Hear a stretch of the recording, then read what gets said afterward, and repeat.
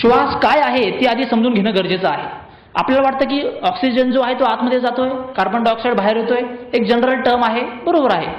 परंतु श्वासाचे काही प्रमुख 5 प्रकार आहेत. त्यापैकी पहिला प्रकार प्राण. जो प्राणवायू आपण घेतोय, शुद्ध श्वास, तो आत जातोय आणि तो जागृत ठेवतोय आपल्या रिस्पिरेटरी जी श्वसन संस्था आहे त्या संस्थेवरती कार्य करतोय. आता मी फिजिकल टर्ममध्ये बोलतो, नंतर मग तुमच्या सायकिक टर्मवरती येतो, मेंटल लेवलला. प्राण ऊर्जा काय करते की जेव्हा आपण प्राण घेतोय तो ऑक्सिजन बनवून आपल्या पूर्ण शरीराला, आपल्या ब्लड सेल्समध्ये किंवा आपले जे टिश्यूज आहेत त्या सर्वांना चेतना देतोय प्राणवायू. त्याचं एक कार्य. दुसरं कार्य काय आहे? दुसरे 4 प्रकार. त्यातला पहिला प्रकार अपान. अपान वायू काय करतोय की जी आपली डायजेस्टिव्ह सिस्टम आहे, त्यानंतर रिप्रोडक्टिव्ह सिस्टम आहे किंवा एक्सक्रेटरी सिस्टम आहे, म्हणजे शौच संस्था जी आहे आपली, तर ह्या संस्थेवरती कार्य करतोय अपान. आणि तो वायू खालच्या दिशेने जात असतो. सायन्समधल्या बऱ्याच विद्यार्थ्यांना माहीत असेल, तो वायू खालच्या दिशेने जात असतो, तो अपान. तिसरा जो वायू आहे तो उदान. आता हे सगळे योगिक टर्म्स मी सांगतोय, याला वेगवेगळ्या पद्धतीने तुम्ही नाव देऊ शकता. उदान जो वायू तो काय करतोय तर तो वायू डायरेक्टली काम करतो तुमच्या नर्वस सिस्टीमवरती. नर्वस सिस्टीम आपल्या शरीरातली खूप महत्त्वपूर्ण संस्था आहे. त्यासाठी एक उदाहरण तुम्हाला देतो. सेकंड वर्ल्ड वॉरमध्ये एक जर्मनीचा सोल्जर जो आहे तो सोल्जर इंज्युअर्ड झाला आणि त्याच्या पायाला खूप मोठी इजा झाली आणि त्या इजेमध्ये त्याचा पाय पूर्णपणे कापावा लागला. त्याचा पाय कापून टाकला होता. त्यानंतर त्याला हॉस्पिटलमध्ये आणलं. तो शुद्धीवरती आला आणि शुद्धीवरती आल्यावरती तो खूप जोरजोरात किंचाळायला लागला. तो म्हणायला लागला की माझ्या उजव्या जो पाय कापला होता त्या पायाच्या अंगठ्यामध्ये खूप प्रचंड वेदना होत आहेत, असह्य वेदना होत आहेत, त्या मी सहन करू शकत नाही. परंतु डॉक्टर सगळे हैराण, कारण याचा पाय, जो पायाबद्दल बोलत होता तो पाय तर कापून टाकला होता, मग वेदना होणार कुठं. खूप जास्त रिसर्च केल्यावरती डॉक्टरांच्या असं लक्षात आलं की जी वेन होती नर्वस सिस्टीमची, जे सेल्स होते ते त्याच्या ब्रेनला, त्याच्या स्पायनल कॉर्डच्या सेन्सर्समधून आत्ताही संदेश देत होते. तो संदेश तिथंच ब्लॉक झाला होता की तुझ्या पायाच्या अंगठ्यामध्ये खूप जास्त वेदना होत आहेत.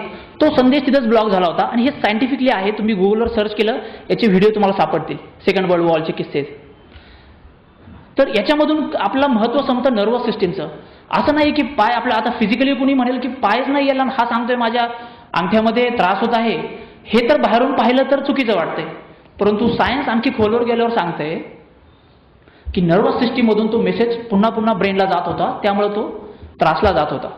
तर नर्वस सिस्टीमवरती श्वास खूप जास्त प्रमाणात कार्य करतं. तर तो श्वास आपण जेव्हा प्राणायामाद्वारे त्याच्यावरती कार्य करतो तेव्हा तो श्वास बनतो उदान आणि तो श्वास आपल्या नर्वस सिस्टीमला ॲक्टिवेट ठेवतो. त्यानंतरचा जो श्वास, जो प्राणवायू, त्यानंतर अपान, उदान, त्यानंतर आहे समान. समान वायू जो आहे तो आपली डायजेस्टिव्ह सिस्टीम जी आहे, त्यानंतर एंडोक्रायनल सिस्टीम म्हणजे आपल्या ग्रंथी संस्था जी आहे त्या ग्रंथींना ॲक्टिवेट करण्याचं काम करतो. त्याच्या पुढचा जो आहे तो व्यान. थोडीशी फक्त माहिती जर कळाली ना आपल्याला तर त्याचं गांभीर्य निर्माण होईल की श्वास फक्त श्वास नाही आहे, श्वास हे पूर्ण आयुष्य आहे.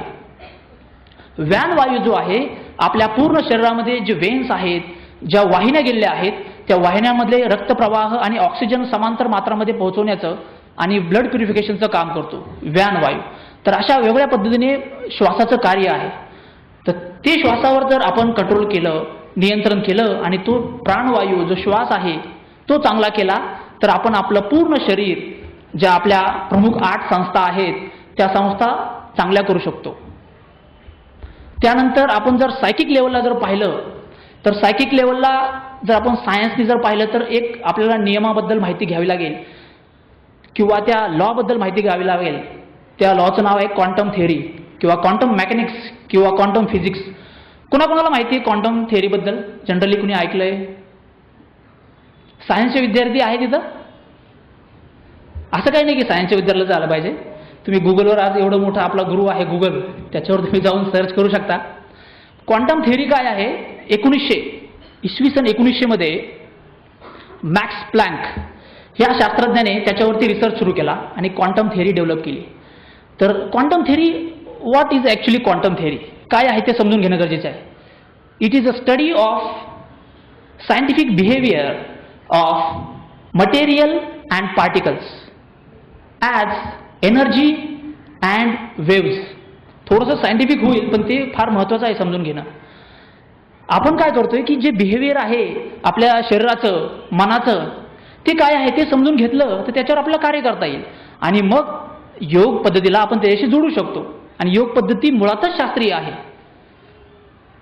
जी योग पद्धती मांडली किंवा जे कोणी मोठं कार्य करत आहे, जे लॉंग टर्म चाललेलं आहे, ते सर्व एक प्रकारे म्हणता येईल ध्यानातूनच होत आहे. ध्यानाच्या अवस्थेमधूनच ह्या काय चांगल्या चांगल्या गोष्टी बाहेर पडत असतात.